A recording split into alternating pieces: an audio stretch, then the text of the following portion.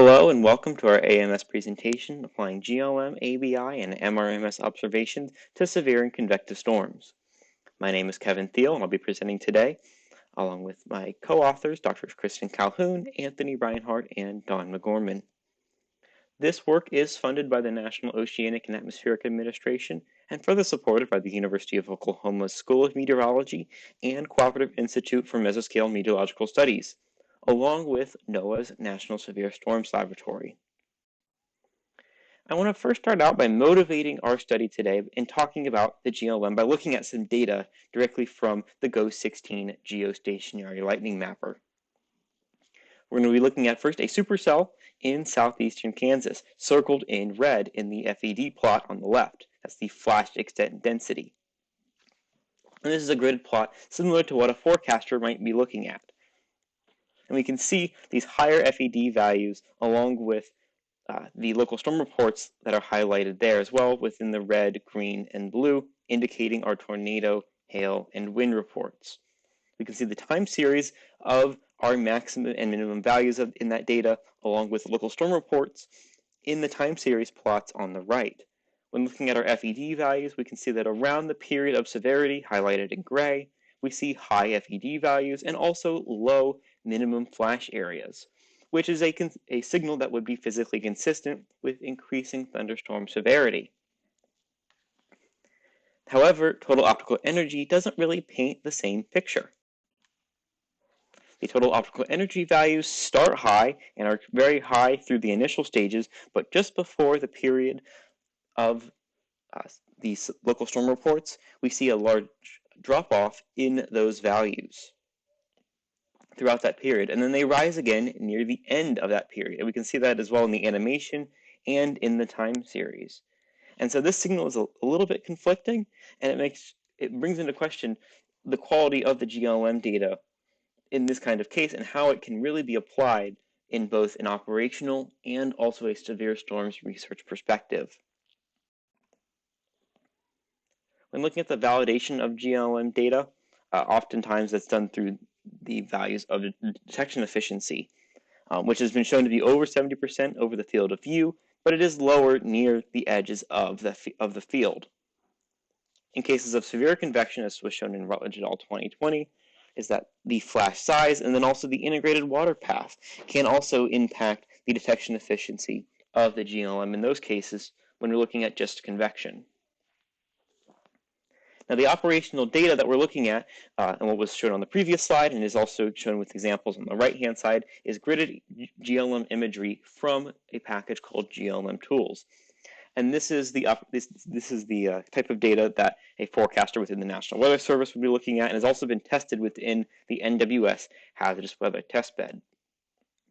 And these can provide additional data as well, along with not just where the flashes are, but also characteristics of the flashes, such as the flash extent density, the flash areas, and then also the optical energy, or the brightness of those flashes. So when looking at the quality of that data, what was done within Thiel et al. 2020, and we'll be summarizing those results today, is if we use that gridded GLM imagery and compared it with the gridded ABI data. We're also going to extend that further and talk about if we extend this observations to the multi-radar, multi-sensor system and radar data, and also the impact of the optical characteristics of the GLM flashes in those cases of changing ABI and MRMS severity. So when making these comparisons between our different data sets, we needed to collect certain variables and have it over a certain time period. So we used 7 weeks of data across the CONUS region for our GLM, ABI, and MRMS data. Our variables are here on the left in the red box. We're looking at the GLM flash extent density, minimum flash area, and total optical energy. In the ABI, we examined the clean IR brightness temperature and the cloud top heights. And then from the MRMS, we collected the maximum expected size of hail, the isothermal reflectivity at -10 Celsius, and vertically integrated ice. To make comparisons against severe convection, we also collected all local storm reports within our 7-week study in 2019, looking at all hail, wind, and tornadoes. We also then calculated our viewing angle elevations. To integrate these all into a single data set, we used the max-min sampling method with a resolution out to 20 kilometers, further described in Thiel et al. 2020 across the entire GO16 CONUS region. The ABI followed that same methodology. For the MRMS data, we use that 20-kilometer grid, but use a max sampling by using a KD tree with a radius of influence of about 15 kilometers. Also, with the quality of MRMS data, we only looked at the CONUS region east of 103 west in longitude. To integrate our LSR data, we flagged all points within 30 kilometers in plus or minus 5 minutes. And then our viewing angles were calculated by using a spherical Earth assumption. Our total compiled data set for our GLM and ABI samples is over 4.6 million, and our GLM and MRMS samples is over 2.8 million. We also now have over 9,500 storm reports that we can then use as well to make our comparisons in regions around our severe convection. So when examining the GLM data in comparison to the ABI, one way that we looked at that across the board was with our viewing angle elevations and areas that did contain lightning versus those that did not in the GLM. This is one of the key results from Thiel et al. 2020, which was looking at the cloud top temperatures at regions that did contain lightning versus those that did not. And we see this dividing line roughly around 240 Kelvin, where as we have temperatures that are below 240 Kelvin, we most often see GLM flashes in those areas. And this is pretty ubiquitous across all of our viewing angle elevation bins. When relating our ABI data, not just to the cloud top temperatures from the ABI, but also the height in a two-dimensional space, we can get a two-dimensional histogram in that case, binned every 1 Kelvin and 200 meters. In the 2D histogram, we can see where our flashes most often occur. But this really doesn't give us an accurate picture of the quality of the GLM data itself. Where it occurs is one thing, but what are the characteristics of those GLM flashes? So how do those GLM data change within this heightened temperature space? And what we can do is within each bin, we can sample the median values of our 3 GLM variables. And by doing that, we can create what we call median contour plots. This first median contour plot is of the median FED values. And what we can see is as we increase in our ABI intensity to our higher and colder cloud tops, we see increasing FED values, which is a physically consistent signal that you would expect to see within our data. When sampling only the data near our local storm reports and grabbing those median values within each bin, we readily observe that the FED values have increased across the board, and especially so within the highest and coldest cloud tops in those cases as well. Our minimum flash areas show a similar signal, but in reverse. With the increasing severity, we have the decreasing minimum flash areas, and this is also applied as well for our local storm reports, where we have further decreases in our minimum flash areas, especially so within the highest and coldest cloud tops to our smallest available sizes, in those cases between 50 and 100 square kilometers.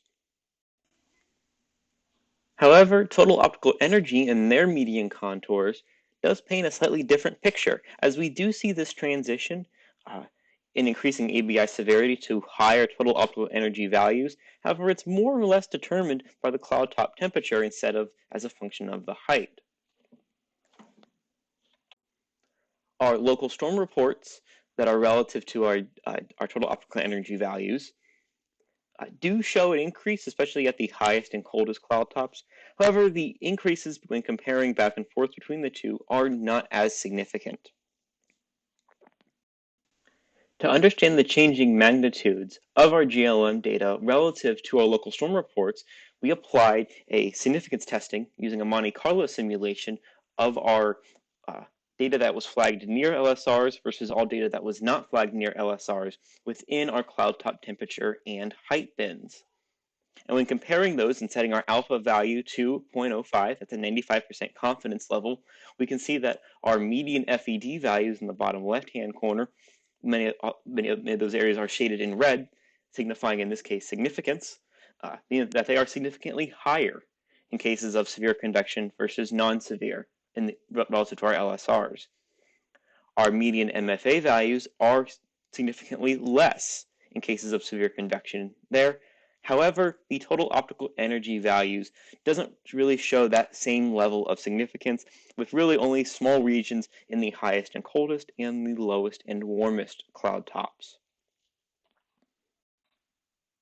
And so really further investigation needs to be placed upon the total optical energy variable and how that varies as a function of thunderstorm severity.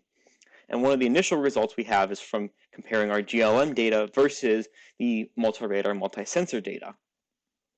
So this is the total optical energy with respect to our isothermal reflectivity at negative 10 degrees Celsius, binned every 10 dBz.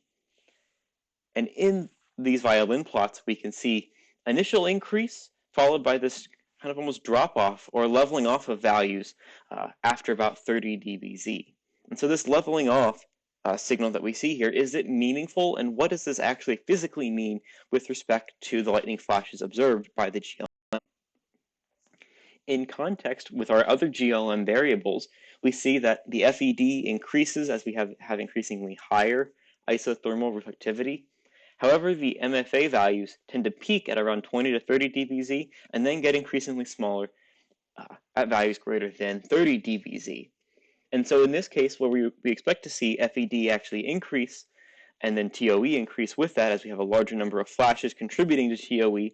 However, larger flashes at these lower values, most likely stratiform or in areas of stratiform precipitation, can also increase our total optical energy values in those areas as well. And so this is this kind of trade-off between the effects of optical depth changes and then also the characteristics of the flashes themselves. And so it's very much context-based. So summarizing the talk from today, that the ABI and MRMS data can complement the GLM data with respect to our thunderstorm severity and their optical characteristics. More specifically, the clean IR brightness temperatures colder than 240 Kelvin typically do produce lightning. Also, increasing intensity from the ABI does lead to greater FED and smaller MFA, which is physically consistent, but not always greater TOE. And those relationships relative to severe convection for the FED and MFA are statistically significant, except for in cases of total optical energy. And their importance needs to be placed upon the total optical energy and its interpretation in context with the electrical/optical properties of convection along with its mode. And so future work that we would like to guide from here is some case studies and further investigation of our vertically integrated MRMS variables. Here are the cited works from today's presentation, along with some additional info. If you would like to ask some questions about this work or even just hear a brief summary, that'll be available at a lightning talk session on Wednesday, January 13th, 1 p.m. Eastern Time. Also, much of the work that was contributed today was through our paper, the GLM and ABI characteristics of severe and convective storms. And the DOI for that is listed below, and the full citation is also listed above as well. So thank you for attending the talk. We'll leave the summary slide up to end the show, and I hope to see you all at the lightning session as part of AMS this year.